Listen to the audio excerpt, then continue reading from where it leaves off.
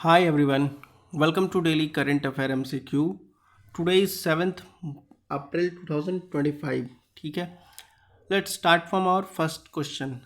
Look, before we start, आप लोग अगर इसका PDF चाहिए तो टेलीग्राम पे जाइए. टेलीग्राम का लिंक आपको वीडियो के डिस्क्रिप्शन और चैनल के डिस्क्रिप्शन में भी मिल जाएगा. वहाँ जाइए, वहाँ इसका PDF आपको फ्री ऑफ कॉस्ट मिलेगा.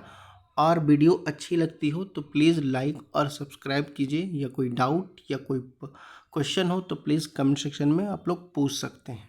Okay, now come to the first question. Consider the following statement regarding BT cotton.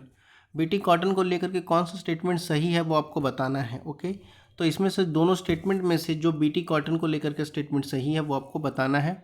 तो बताओ तो इसमें से कौन सा स्टेटमेंट सही है आप लोग को बीटी कॉटन के लिए. 10 सेकंड का टाइम मिलता है.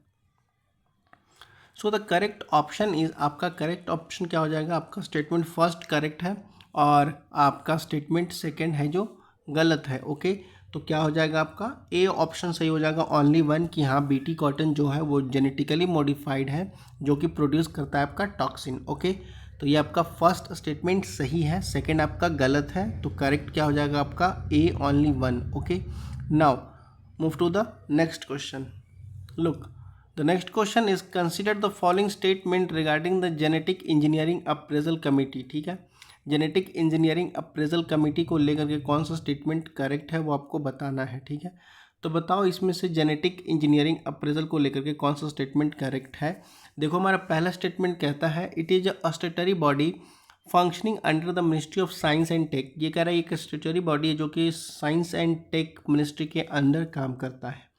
सेकेंड कहता है it is responsible for the appraisal of the activity involving a large scale use of hazards micro organism and recommended in search and industrial production from visual environmental angle. Okay, कह रहा देखो ये responsible होता है appraisal for the activity involving in large scale use of hazards micro organism. ठीक है, जो use हम करते हैं हैजार्डस ऑर्गेनिज्म का या टॉक्सिक ऑर्गेनिज्म का लार्ज स्केल पे, तो उसके अप्रेजल के लिए कौन रिस्पॉन्सिबल होता है, कौन जिम्मेदार माना जाता है basically.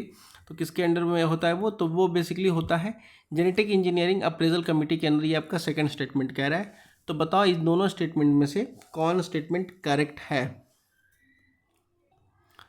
So the correct statement is, आपका कौन सा स्टेटमेंट करेक्ट हो जाएगा. तो देखो आपका फर्स्ट स्टेटमेंट इनकरेक्ट होगा, सेकंड आपका करेक्ट होगा. ठीक है, फर्स्ट ऐसे इनकरेक्ट होगा कि देखो बात करता है जेनेटिक इंजीनियरिंग अप्रेजल कमेटी की, तो वो स्टेटरी बॉडी तो है पर वो मिनिस्ट्री ऑफ साइंस के अंडर नहीं आता है, वो ministry of environment and climate के अंडर आता है. ठीक है, तो ये आपका सेकंड फर्स्ट स्टेटमेंट गलत हो जाएगा, सेकंड आपका सही हो जाएगा. ठीक है, तो इसके रिगार्डिंग आपका करेक्ट ऑप्शन क्या हो जाएगा. आपका हो जाएगा correct option B, only two only. Okay, तो ये आपका करेक्ट हो जाएगा.